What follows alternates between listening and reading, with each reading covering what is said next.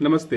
आज है 23 अगस्त, कल है आखिरी सोमवारी। तो मैंने इस सावन, शिव और कांवड़ियों के ऊपर कुछ लिखा है, तो सुनिएगा, अच्छा लगेगा तो कमेंट में बताइए जरूर। लिखा है मैंने कि सावन आया तो कांवड़ उठी, हर राह में बोल बम की आवाज हुई।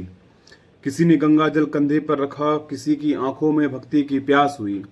शिव पर जल चढ़ाना कोई खेल नहीं, इसके पीछे एक गहरा भाव छिपा है। जल केवल जल नहीं, अपने भीतर की तपिश को शांत करने का संकल्प है, अपने अहंकार को थोड़ा सा झुकाने का नाम है। शिव को क्या चाहिए तुम्हारे लोटे भर जल से, जिसके जटाओं में गंगा समाई है, जिसके कंठ में विष ठहरा है, जिसने मृत्यु को भी अपने गले का हार बनाया है। उसे तुम्हारे जल की कमी कहाँ? जल शिव को नहीं, तुम्हें बदलने के लिए चढ़ाया जाता है। तुम्हारे भीतर जो क्रोध है, उस पर एक घड़ा शीतलता चढ़नी चाहिए।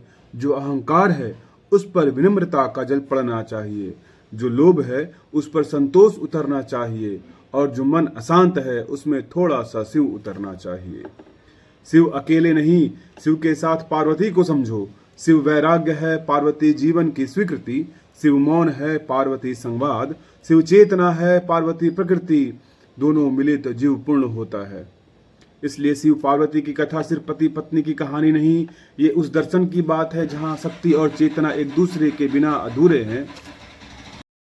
शिव बिना शक्ति के सब है, और शक्ति बिना शिव के दिशाहीन। एक स्थिरता है, दूसरी गति, एक ध्यान है, दूसरी सृष्टि। फिर सोचता हूँ, हम सावन में शिव को जल चढ़ाते हैं, मगर घर लौटकर अपनी ही पत्नी पर क्रोध बरसाते हैं। मंदिर में कहते हैं हर हर महादेव, और घर में माँ बाप की आवाज सुनना हमें भारी लगता है। कांवड़ कंधे पर उठाकर सैकड़ों किलोमीटर चलाते हैं, मगर घर में बूढ़े पिता के कमरे तक 2 कदम चलने में थक जाते हैं। शिव को दूध चढ़ाते हैं और पड़ोस का बच्चा भूखा है, ये कैसी भक्ति है? मंदिर की सीढ़ियों पर नंगे पैर चलना पुण्य है, मगर किसी गरीब के जले हुए पैर देखकर मन में दया न आना, ये कैसी साधना है? कांवड़ के साथ अनुशासन चाहिए, मगर रास्ते में दूसरों को डराना, तेज डीजे बजाना, सड़क को अपनी जागीर समझना, ये किस शास्त्र का अध्याय है? बोल बम कहना आसान है, बम जैसा धैर्य रखना कठिन। शिव का नाम लेना आसान है, शिव जैसा विष पीना कठिन। नीलकंठ बनने का अर्थ समझो, दुनिया का जहर पीकर उसे दूसरों पर उगलना नहीं। आज जरा सी बात पर हमारा गला क्रोध से भर जाता है, जरा सी असहमति पर रिश्ता टूट जाता है, और हम कहते हैं हम शिव भक्त हैं।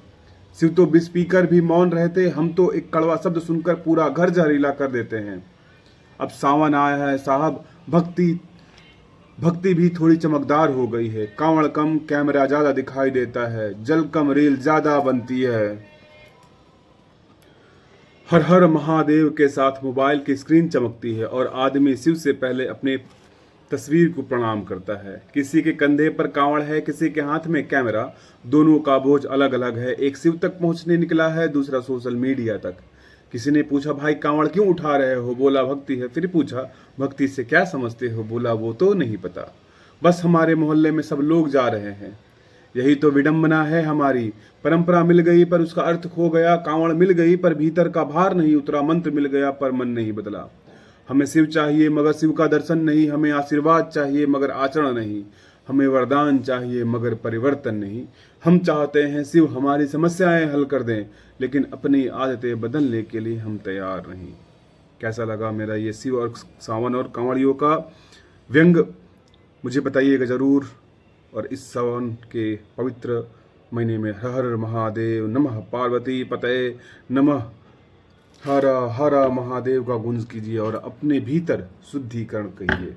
जय हिंद, जय भारत, धन्यवाद।